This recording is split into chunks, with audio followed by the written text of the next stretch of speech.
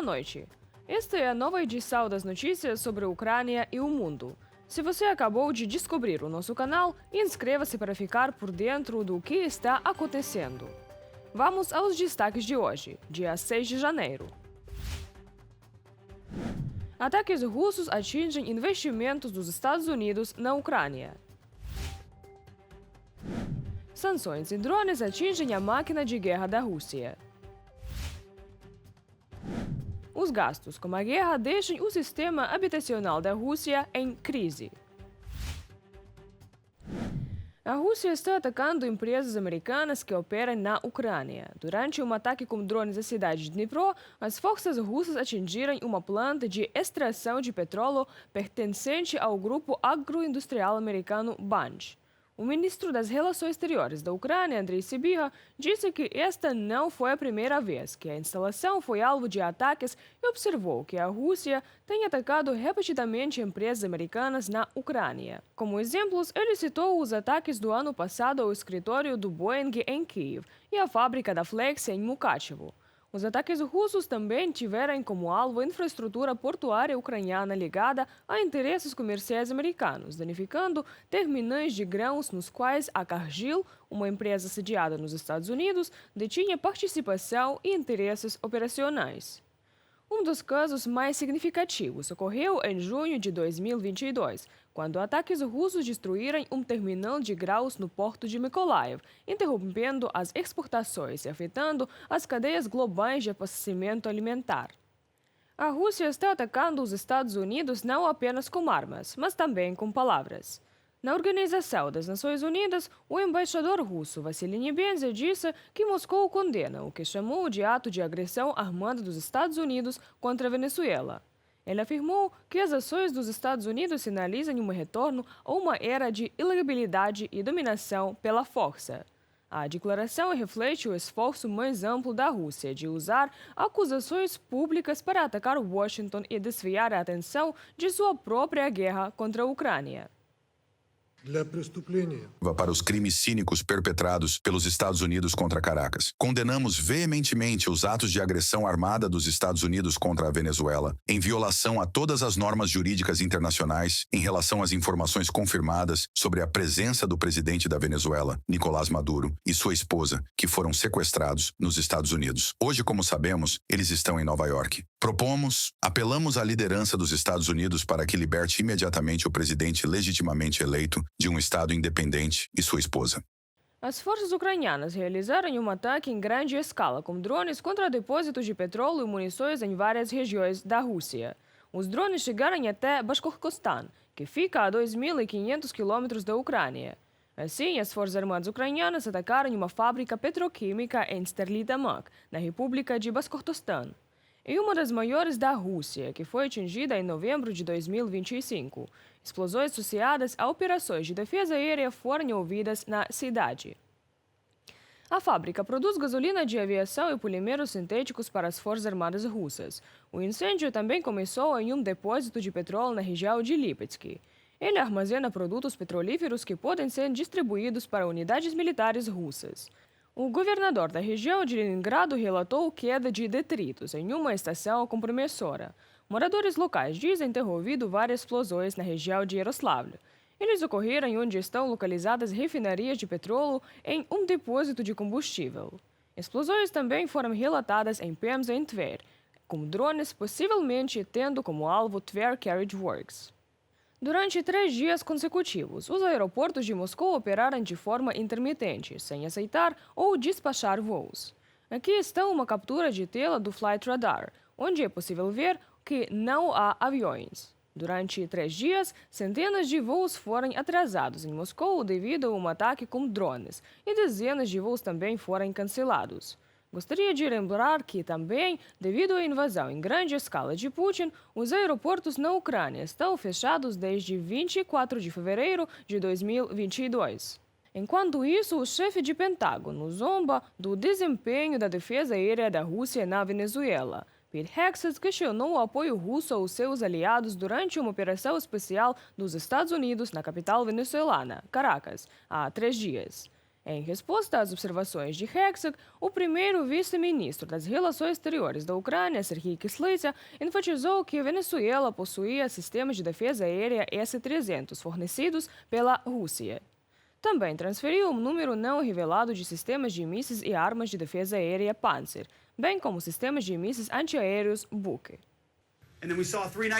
E então vimos, há 3 noites, no centro de Caracas, na Venezuela, quando quase 200 dos nossos maiores americanos foram ao centro de Caracas, parece que as defesas aéreas russas não funcionaram muito bem, não é verdade?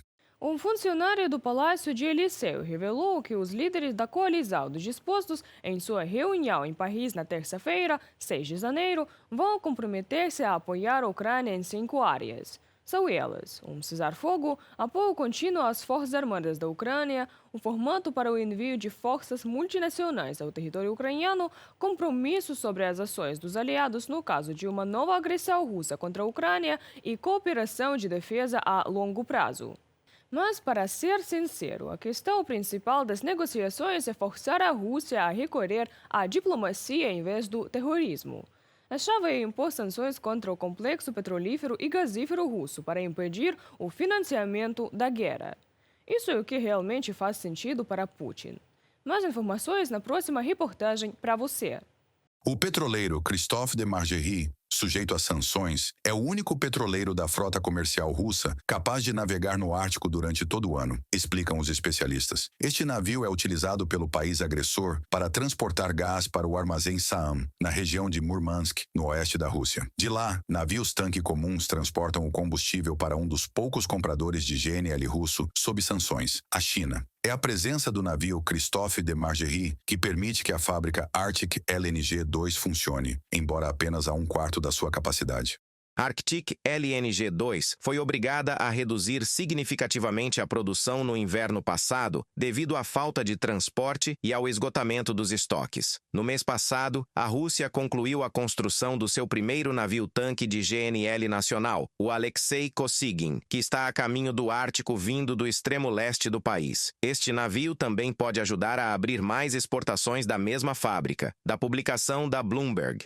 Aumentar a presença no Ártico é uma tarefa fundamental para o Kremlin. Para Putin, trata-se não apenas de uma fonte de recursos, mas também de um elemento-chave da estratégia geopolítica, ligado ao futuro desenvolvimento econômico e ao fortalecimento das posições de Moscou na arena mundial, segundo analistas. Por isso, em várias ocasiões, no âmbito das negociações com os Estados Unidos, a Rússia tentou promover uma série de iniciativas econômicas, entre elas, um projeto para explorar grandes jazidas de gás natural nos mares árticos.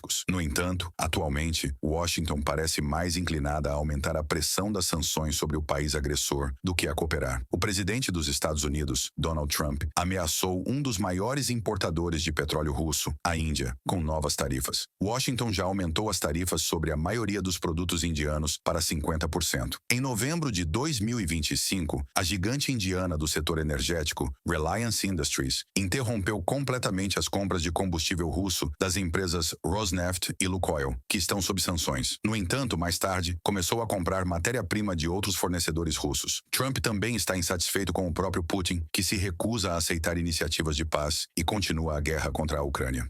Não admiro Putin. Ele mata demasiadas pessoas. Pensava que seria diferente. Bem, a Tailândia e o Camboja estavam em guerra, e eu literalmente em 5 horas acabei com essa guerra. Eu disse a eles que era preciso restaurar a paz e que isso precisava ser resolvido. Mas a situação entre a Rússia e a Ucrânia é ruim. Muitas coisas ruins estão acontecendo. Eu gostaria de salvar vidas.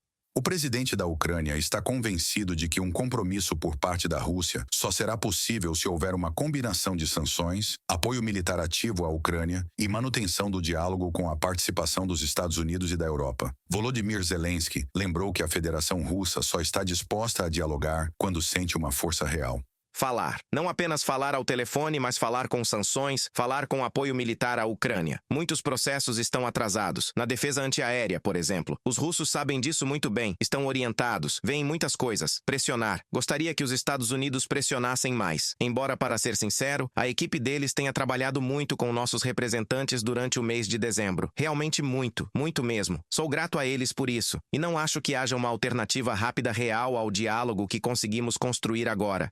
Enquanto isso, a União Europeia se prepara para adotar o 20º pacote de sanções contra a Rússia. Espera-se que ele seja aprovado até o 4º aniversário da invasão em grande escala da Rússia à Ucrânia, escreve o Welt, citando fontes. Planejam se concentrar especial atenção em todos os envolvidos no sequestro de crianças ucranianas. De acordo com diplomatas, Bruxelas pode impor sanções adicionais contra o setor energético e bancário do país agressor. Também está sendo considerada a possibilidade de proibir a importação de urânio russo e impor restrições contra a Rosatom. Reportagem da Yulia Granovskaya para UATV Notícias.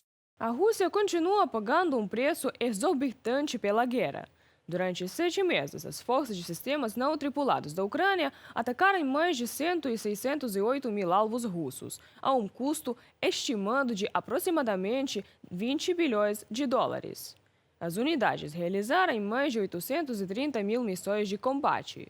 Entre os alvos destruídos estavam 500 tanques, aproximadamente 2.500 sistemas de artilharia, mais de 7.500 veículos e quase 6.000 motocicletas.